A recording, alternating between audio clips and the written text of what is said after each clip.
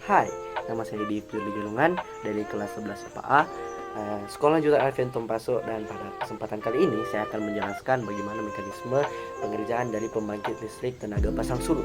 Nah, saya, kita akan mengikuti penjelasan mengenai apa itu pembangkit listrik tenaga pasang surut, bagaimana cara kerjanya, dan bagaimana potensinya, potensinya sebagai pembangkit listrik di dunia, terlebih khusus di Indonesia. Saya akan menjelaskannya. Baik, yang pertama itu kita harus mengetahui pembangkit listrik tenaga pasang surut ini bagaimana cara kerjanya. Nah, jadi seperti dari namanya saja, pembangkit listrik tenaga pasang surut, tentunya pembangkit listrik ini memanfaatkan pasang air laut dan surutnya air laut. Jadi kita tahu bersama, pasang surut air laut terjadi akibat gravitasi bulan terhadap bumi kita ini, dan juga gravitasi bulan dan matahari yang mengakibatkan laut kita di bumi ini memiliki dua fase, yaitu pasang dan juga surut. Nah, jadi PLTPS ini dibangun di sekitar bibir-bibir pantai. Seperti yang kita tahu bersama, dia dibangun di sekitar bibir-bibir pantai, sebab di pesisir-pesisir pantai, di pesisir pantai inilah yang memiliki potensi tinggi penerapan pasang surut air laut ini. Nah, di pesisir-pesisir pantai kira-kira untuk pengaplikasian pasang sekitar 5 meter, jadi cukup besar dibandingkan dibangun di tengah laut. Nah, jadi pembangkit listrik tenaga pasang surut ini memiliki berbagai pengaplikasian di dalam alat. Nah, yang pertama itu di tidal teknologi ini, tidal barrage atau adalah waduk dari pasang ini, juga tidal fence dan juga tidal turbin, yaitu turbin. Dan juga yang pertama itu saya akan menjelaskan tentang turbin lepas pantai. Nah, kalau seperti teman-teman tahu sama, turbin lepas pantai ini sama pengoperasiannya seperti dengan pembangkit listrik tenaga angin, menggunakan turbin. Tapi bedanya turbin ini diletakkan di bawah laut. Nah, jadi seperti itu. Jadi turbin ini digunakan di bawah laut dan juga memanfaatkan pasang surut air laut. Itu penjelasan dari turbin lepas pantai. Itu turbin yang dilepaskan ke dalam laut, dan juga turbin ini berguna untuk memutar, untuk memanfaatkan arus laut, juga memanfaatkan arus laut yang terjadi pada saat pasang surut air laut, yang berguna untuk memutar, dia berputar lalu menghasilkan energi listrik, yang turbin ini terhubung ke dalam generator, yang generator tersebut adalah penghasil listrik. Jadi begitu cara kerja turbin lepas pantai ini, atau turbin yang dilepaskan di dalam laut ini, yang memanfaatkan pasang surut air laut dan juga arus. Kita tahu bersama. Baik, mohon maaf sebelumnya ada kesalahan teknis. Jadi kita sampai kepada bendungan pasang surut atau tidal barrage. Nah, jadi bendungan pasang surut ini biasanya dibangun di sekitar tepi-tepi muara sungai, yang bertujuan untuk memanfaatkan arus bolak-balik dari air ini, yang bertujuan untuk memutar turbin yang berada pada dasar bendungan ini, yang bertujuan untuk memutar turbin tersebut dan menghasilkan energi listrik. Nah, tapi ada sedikit kekurangan di bendungan ini, yaitu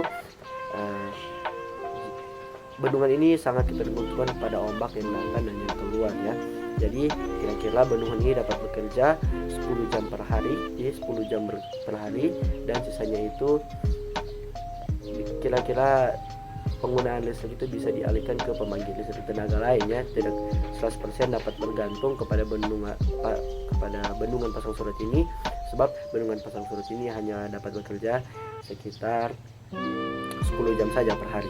Nah, juga ada teknologi satu, yaitu laguna pasang surut, yang hampir sama cara kerjanya dengan bendungan pasang surut yang saya jelaskan tadi. Jadi laguna pasang surut ini dia berguna untuk dia memiliki cekungan cekungan di turbin itu, yang berguna untuk contoh ini air ini laguna tersebut. Jadi sudah air itu datang, dia melewati turbin yang ada di bawah sini. Air itu pasang, ini kondisi air pasang. Jadi air itu melewati turbin tersebut, tapi air di sebelah sini masih seperti ini. Lalu dia bertambah, dan jika air tersebut atau air sudah beralih ke kondisi dia mau surut, jadi ini kan air ini yang jadi airnya sudah masuk sini, memutar turbin yang di bawah sini menjadi energi listrik. Setelah itu dia kembali lagi ketika air sudah mau surut, air surut dia kembali lagi. Jadi ada bolak-balik ya, bolak-balik di situ yang juga berguna untuk dapat menjaga agar pembangkit listrik tenaga pasang surut ini dapat selalu aktif ya, dapat selalu aktif. Nah, kira-kira di keempat tadi mana yang paling berguna menurut teman-teman? Nah, teman-teman komen di bawah ya kalau teman-teman mana yang paling berguna dari penerapan atau pengaplikasian dari pembangkit listrik tenaga pasang surut ini. Nah, sekarang saya akan membahas tentang kelebihan atau bagaimana keuntungan dari pembangkit listrik tenaga pasang surut ini. Nah, pembangkit listrik tenaga pasang surut ini seperti kita tahu bersama adalah energi listrik yang terbarukan atau pembangkit listrik yang dapat terbarukan, sebab dia menggunakan energi pasang surut laut yang seperti kita tahu bersama dapat terjadi setiap hari, dapat terjadi setiap waktu. Juga pembangkit listrik ini tidak menghasilkan emisi gas rumah kaca sama sekali, tidak menghasilkan emisi rumah gas kaca sama sekali.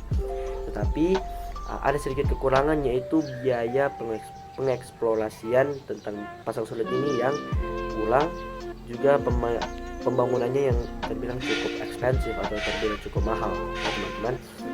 Juga salah satu keuntungannya jika dibangun di Indonesia. Seperti kita bersama, Indonesia ini adalah negara dengan kepulauan yang paling banyak, negara dengan laut yang cukup luas tentunya, cukup luas. Jadi jika pembangkit listrik tenaga pasang surut ini masuk ke dalam Indonesia, bisa dibilang potensi untuk menjadi pembangkit listrik ini sangat besar.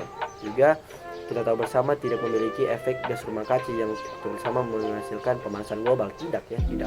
Jadi untuk masuk ke dalam Indonesia, pembangkit listrik tenaga pasang surut ini sangat baik menurut saya, sebab Indonesia ini terbilang adalah negara yang memiliki kepulauan yang cukup banyak dan wilayah laut atau wilayah pantai atau wilayah pesisir pantai yang sangat luas. Nah, baik teman-teman, itu adalah penjelasan singkat dari saya mengenai apa itu pengertian dari pembangkit listrik tenaga pasang surut, juga tentang pengaplikasiannya dalam alat-alat seperti turbin, ada juga bendungan, ada laguna.